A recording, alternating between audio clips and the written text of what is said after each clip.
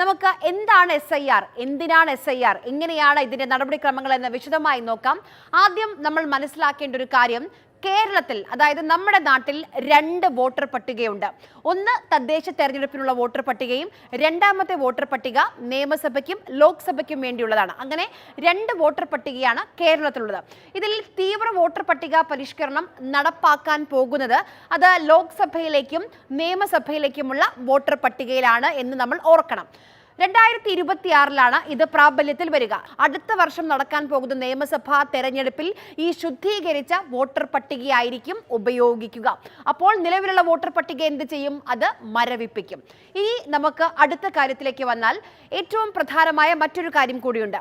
ഇതിനു മുൻപും നമ്മുടെ കേരളത്തിൽ തീവ്ര വോട്ടർ പട്ടിക പരിഷ്കരണം നടന്നിരുന്നു. ആ തീവ്ര വോട്ടർ പട്ടിക പരിഷ്കരണം നടന്ന വർഷം 2002 അപ്പോൾ 2002 അടിസ്ഥാനമാക്കിയാണ് ഇനി അങ്ങോട്ടുള്ള നടപടിക്രമങ്ങൾ. അപ്പോൾ 2002 വോട്ടർ പട്ടികയിൽ നിങ്ങളുടെ പേരുണ്ടോ? പേരുണ്ടെങ്കിൽ നിങ്ങൾ എന്താണ് ചെയ്യേണ്ടത്? പേരില്ലെങ്കിൽ നിങ്ങൾ എന്താണ് ചെയ്യേണ്ടത്? ഇനി അതാണ് നമ്മൾ പറയാൻ പോകുന്നത്. പേരില്ല എങ്കിൽ, നമ്മുടെ പേരില്ല, ഇപ്പോൾ എൻ്റെ പേര് 2002 ആ വോട്ടർ പട്ടികയിൽ ഇല്ല എന്ന് വിചാരിക്കും. ഒരു പക്ഷേ എൻ്റെ അച്ഛൻ്റെ പേരുണ്ടാകും, അല്ലെങ്കിൽ എൻ്റെ അമ്മയുടെ പേരുണ്ടാകും, അതുമല്ലെങ്കിൽ എൻ്റെ ഏറ്റവും അടുത്ത ബന്ധുക്കളുടെ പേരെങ്കിലും ഉണ്ടാകും. അപ്പോൾ ആ ബന്ധുക്കളുടെ വിവരങ്ങൾ നമ്മൾ കൈമാറണം. അത് കഴിഞ്ഞ് നമ്മൾ ഇന്ത്യൻ പൗരനാണ് എന്ന് തെളിയിക്കുന്ന രേഖകൾ, അത് അംഗീകരിച്ച സുപ്രീം കോടതി ഇപ്പോൾ ഏറ്റവും ഒടുവിൽ ആധാറിനെ പോലും അംഗീകരിച്ചിട്ടുണ്ട്. അപ്പോൾ ആധാറും ജനന സർട്ടിഫിക്കറ്റും അടങ്ങുന്ന രേഖകൾ, ഇന്ത്യൻ പൗരനാണ് എന്ന് തെളിയിക്കുന്ന രേഖകൾ നമ്മൾ സമർപ്പിക്കണം. ഇതാണ് നമ്മൾ ചെയ്യേണ്ടത്. പേര് ഇല്ല എങ്കിൽ ചെയ്യേണ്ട നടപടിക്രമമാണ് അത്. ഇനി നമ്മൾ പേരുണ്ടെങ്കിൽ കാര്യങ്ങൾ വളരെ എളുപ്പമാണ്. പേരുണ്ടെങ്കിൽ BLOമാർ, അതായത് ബൂത്ത് ലെവൽ ഓഫീസർമാർ, ഇവരെ കണ്ടെത്തണം. ഇവരെ നമ്മൾ കണ്ടെത്തേണ്ടി വരില്ല, കാരണം അവർ നമ്മളെ തന്നെ കണ്ടെത്തി നമ്മുടെ വീടുകളിലേക്ക് അവർ വരും. അപ്പോൾ അവർ വരുമ്പോൾ അവരുടെ കയ്യിൽ എന്യൂമറേഷൻ ഫോം ഉണ്ടാകും.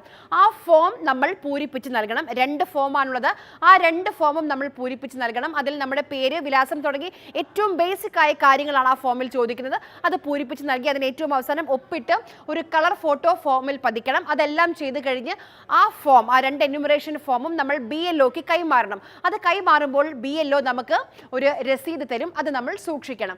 ഇത് കഴിഞ്ഞ് ഈ പ്രക്രിയയൊക്കെ കഴിഞ്ഞ്, അതായത് ഇത് വിവരശേഖരണമാണ്. ഈ വിവരശേഖരണം എന്ന പ്രക്രിയ കഴിഞ്ഞ് ഡിസംബർ മാസം 9-ാം തീയതി ആയിരിക്കും കരട് വോട്ടർ പട്ടിക പ്രസിദ്ധീകരിക്കുക. ഈ ഡിസംബർ മാസം 9-ാം തീയതി കരട് വോട്ടർ പട്ടിക പ്രസിദ്ധീകരിച്ചു കഴിഞ്ഞാൽ നിങ്ങളുടെ പേര് വോട്ടർ പട്ടികയിൽ ഇല്ല എങ്കിൽ നിങ്ങൾക്ക് എന്ത് ചെയ്യാം? നിങ്ങൾക്ക് പരാതിപ്പെടാം, നിങ്ങളുടെ ആക്ഷേപങ്ങൾ ഉന്നയിക്കാൻ കഴിയും. എന്ന് വരെ ജനുവരി 8 വരെ, 2026 ജനുവരി 8 വരെ നിങ്ങൾക്ക് പരാതികൾ ഉന്നയിക്കാം. അതായത് ഡിസംബർ 9 മുതൽ ജനുവരി 8 വരെ നിങ്ങൾക്ക് പരാതി നൽകാനുള്ള, ഒരു മാസം നിങ്ങൾക്ക് പരാതി നൽകാനുള്ള സമയമുണ്ട്. ആ പരാതികളെല്ലാം കേട്ടതിന് ശേഷം അന്തിമ വോട്ടർ പട്ടിക ഫെബ്രുവരി 7-നായിരിക്കും പ്രസിദ്ധീകരിക്കുക. ഇതാണ് നടപടിക്രമങ്ങൾ എന്ന് പറയുന്നത്. ഇതൊരു ശുദ്ധീകരണ പ്രക്രിയ എന്നുള്ളതാണ് ഈ തെരഞ്ഞെടുപ്പ് കമ്മീഷൻ നമ്മോട് പറയുന്ന കാര്യം. മരിച്ചവർ, വിലാസം മാറിയവർ, ഡ്യൂപ്ലിക്കേറ്റ് പേരുള്ളവർ, അങ്ങനെ എല്ലാവരെയും ഒഴിവാക്കി ഒരു കൃത്യമായൊരു വോട്ടർ പട്ടിക ഉണ്ടാക്കുകയാണ് ലക്ഷ്യം വെക്കുന്നത് SIRലൂടെ. അപ്പോൾ നമുക്കും SIRുമായി സഹകരിക്കാം.